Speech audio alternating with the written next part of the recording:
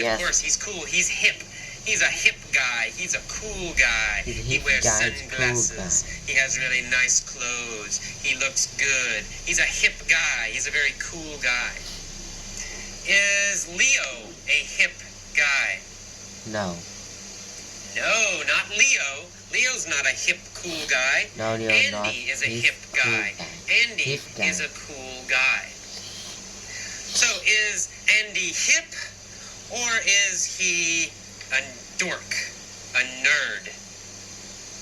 Dork, no. Well, Andy is a hip guy. Andy is hip. He's not a dork. That's the opposite of cool. A dork or a nerd, that means not cool.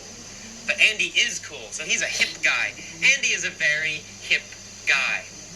So, who is a hip guy? Andy is a hip. Andy is a hip guy, right? He's a cool guy. Andy is a very hip guy. Andy's a hip guy. He's also nomadic. Does Andy like to travel around a lot? Yes, that's exactly right. He's nomadic. He likes to move a lot. He's always moving from one place to another. He never stays in one place a long time. He's nomadic. Andy is very nomadic. He likes to move a lot. Is Leo nomadic? His friend Leo. Well, yeah, maybe. I think Leo probably is also nomadic, right? Leo is traveling around a lot. He goes to Iraq.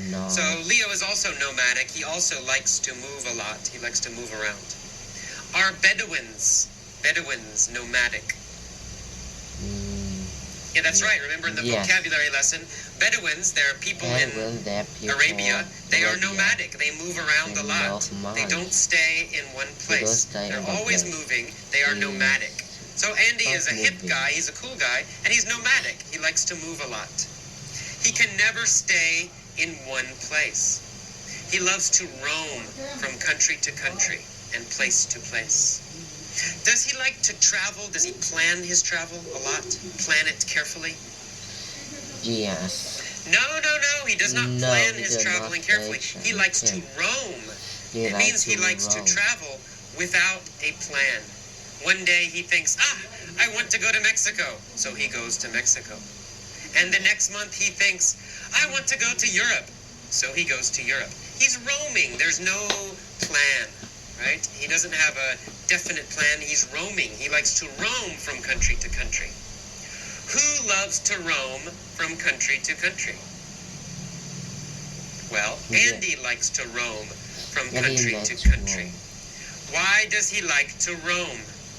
Because he likes to roam because he's nomadic. He's a nomadic person.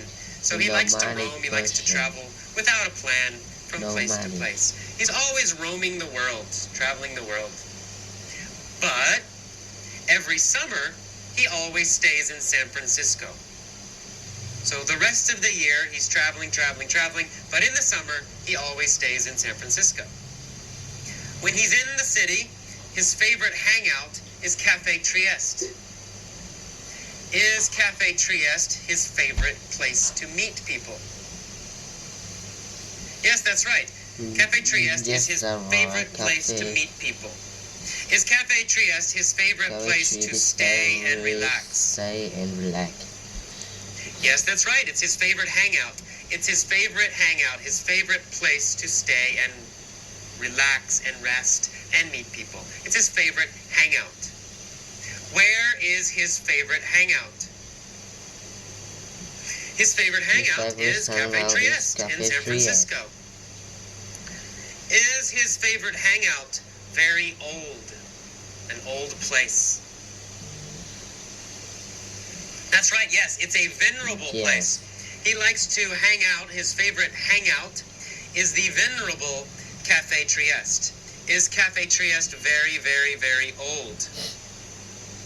Yes, that's right. It's venerable. It's extremely old, very old. It's the venerable Cafe Trieste. It's the very, very old Cafe Trieste. Is San Francisco a venerable city? Yes. Well, yes and no.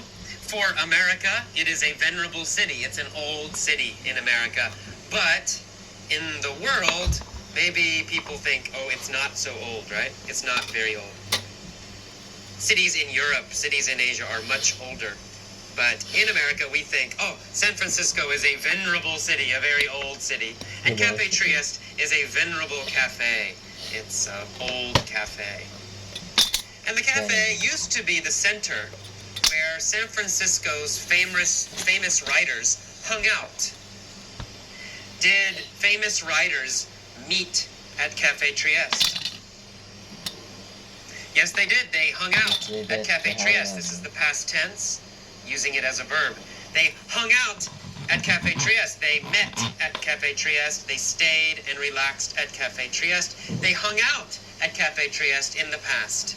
In the past, San Francisco's famous writers hung out at Cafe Trieste. Cafe Trieste was the epicenter of the San Francisco arts movement. Did the San Francisco arts movement start near Cafe Trieste? Yes. Yes, it did. That's right. That was the center. That was the most important place for the arts movement, the arts group. Was it the epicenter of an earthquake? No, it wasn't the center of an earthquake, right? Big earthquake, buildings falling down. No. The earthquake did not start there.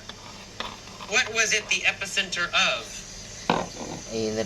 Cafe Trieste was the epicenter of the San Francisco arts movement. It was the center. It's where it started.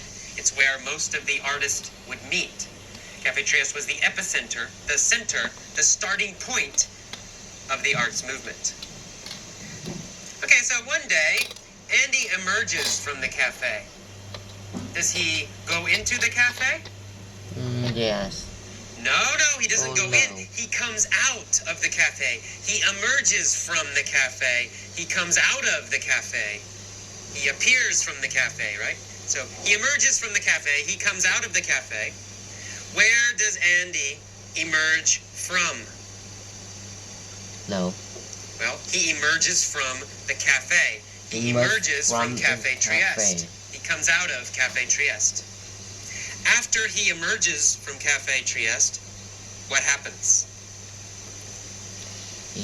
After he emerges, after he comes out, he crosses paths with an old friend named Leo. He meets an old friend named Leo.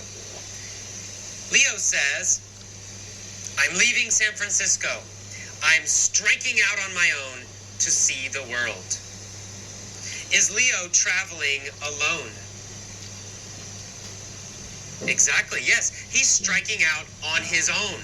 He's traveling alone. He's traveling by himself. Is Leo striking out on his own to begin a business? No. He's striking out on his own to travel. He's starting to travel alone.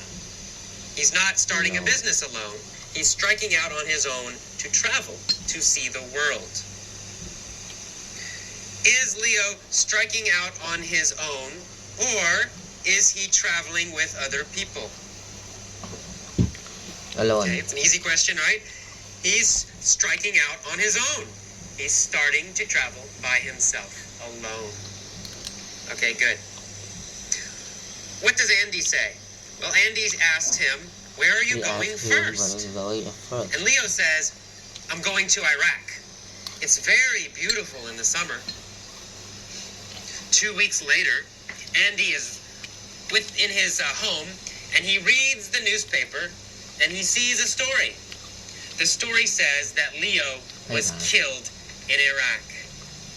Andy says, it figures. Is Andy surprised that Leo is dead? No, he's not surprised. He says, it figures, right? He expected this. He thinks, I'm not surprised. He says, it figures, I'm not surprised. It makes sense. Leo is dead. Why does it figure? Why does it make sense? Because Iraq is very dangerous, right? So it's not surprising he got killed in Iraq. It figures. It's not surprising. So Andy says, it figures. And then he says, Iraq is a very dangerous and insecure place. What an idiot. Is Iraq a safe place? A secure place? No, it's the opposite. It's a very insecure place. It's not safe. It's insecure. Does Iraq change a lot? Do a lot of things change very quickly in Iraq? Yeah, that's right. It's an insecure place, right? It's not stable. It's always changing. Different things, different bad things happening all the time. It's insecure. It's not safe. Is America an insecure place? Well, maybe. But in general, no. It's not insecure. America is generally safe. It's generally stable. It's generally secure. So, in general, America is not insecure. Is Colombia insecure? Well, yes. maybe. I've never been to Colombia, but in the news, it seems Colombia is not safe. So there's a lot of drugs and a lot of violence, maybe, in Colombia. So maybe Colombia is not secure. Maybe Colombia is insecure. Parts of Colombia are insecure. Iraq is very insecure. And so he says, what an idiot. Why did he travel to Iraq?